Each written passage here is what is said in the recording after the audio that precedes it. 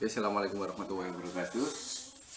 Oke, saya lanjutkan untuk metode Lagrange bagian ketiga, dimana pada video ini akan saya jelaskan bagaimana kalau fungsi tujuannya itu dibatasi oleh dua fungsi.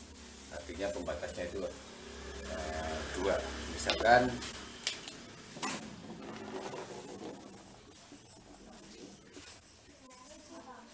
pembatasnya itu adalah Gx YZ sama dengan 0 dan H X YZ sama dengan 0 dengan fungsi tujuan f x y z. Apabila kita mempunyai model seperti ini, maka persamaan Lagrange nanti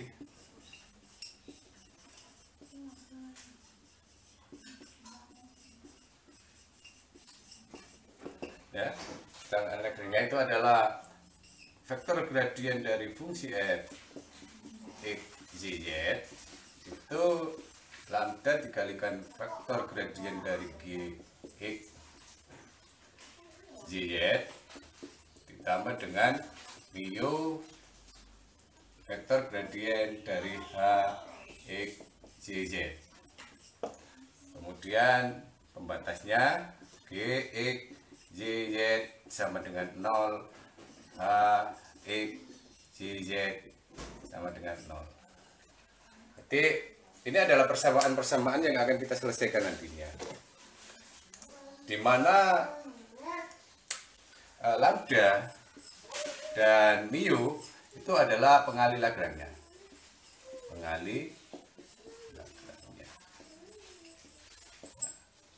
Dari ketiga fungsi ini nanti kita akan selesaikan, kita akan mencari nilai lambda, kemudian kita mencari nilai mu-nya, kemudian kita cari nilai x, y, z-nya. Dari hasil inilah kita akan mendapatkan yang namanya titik-titik kritis, yang kemudian kita substitusikan ke dalam fungsi tujuan sehingga kita akan mendapatkan nilai maksimum atau nilai minimum dari fungsi tujuan tadi. Oke, akan saya kasih contoh.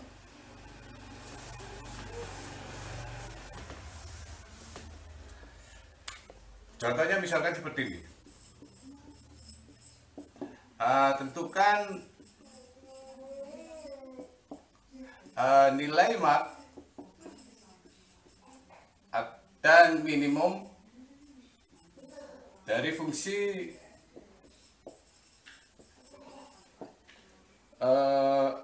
f(x, y, z), f(x, y, z) sama dengan x ditambah 2y ditambah 3z. Jadi misalkan ini adalah fungsi tujuannya. Pada elip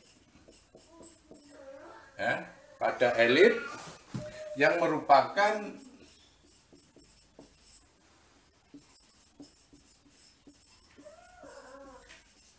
perpotongan antara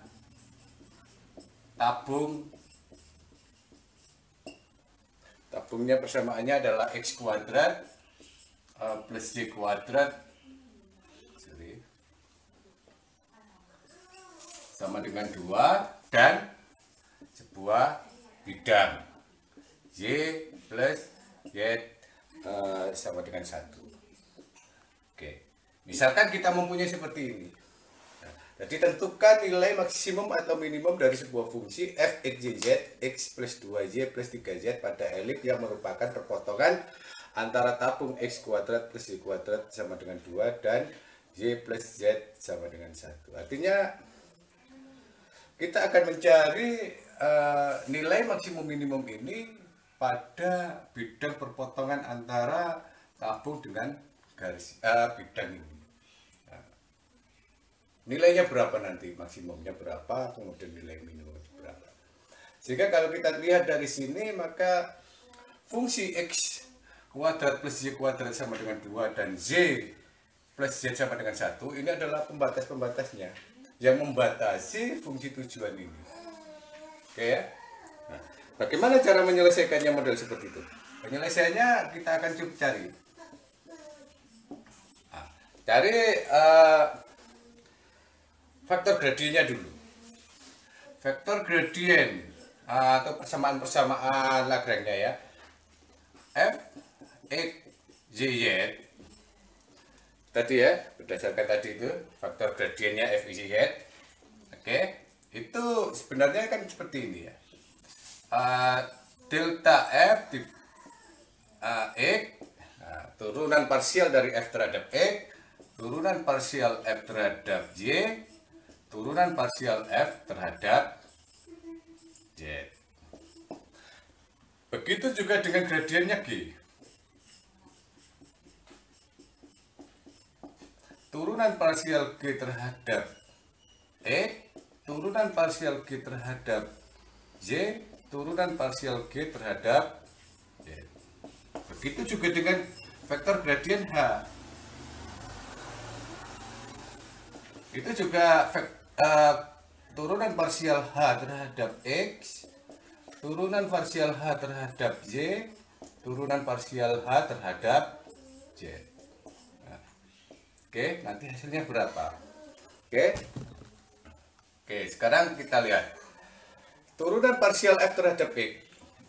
Ini kalau kita turunkan parsial F terhadap X, hasilnya adalah 1. Oke ya, karena ini kita anggap sebagai konstanta. Kemudian kalau ini kita turunkan terhadap Y, ini konstanta tinggal 2. Kalau ini kita turunkan terhadap Z, ini konstanta tinggal 3. Atau kalau kita menggunakan konsep seperti kemarin, itu bisa kita tulis seperti ini. I plus 2 J plus 3K. Oke ya. Nah, kemudian vektor gradien untuk G. Vektor gradien untuk G, yaitu kita turunkan fungsi tabungnya ini. Nah, kita turunkan parsial terhadap X, berarti 2X. Kita turunkan parsial terhadap Y, berarti hasilnya adalah 2Y. Kita turunkan parsial terhadap Z, hasilnya 0. Nggak ada Z-nya ya. Nggak ada Z-nya. Oke, kemudian hanya juga. Hanya itu adalah Z plus 2, Z sama dengan 1. Kita turunkan parsial terhadap tidak ada variabel X-nya 0, kita turunkan terhadap Y-nya nilainya 1, kita turunkan parsial terhadap Z-nya itu nilainya juga 1. Atau kalau kita tulis 2X I plus 2YJ. Kalau ini adalah X-nya kosong, berarti J plus K. Seperti itu. Ini adalah vektor-vektor gradien F, G, dan H. Oke. Nah, baru setelah itu kita akan mencari yang namanya persamaan Lagrange-nya.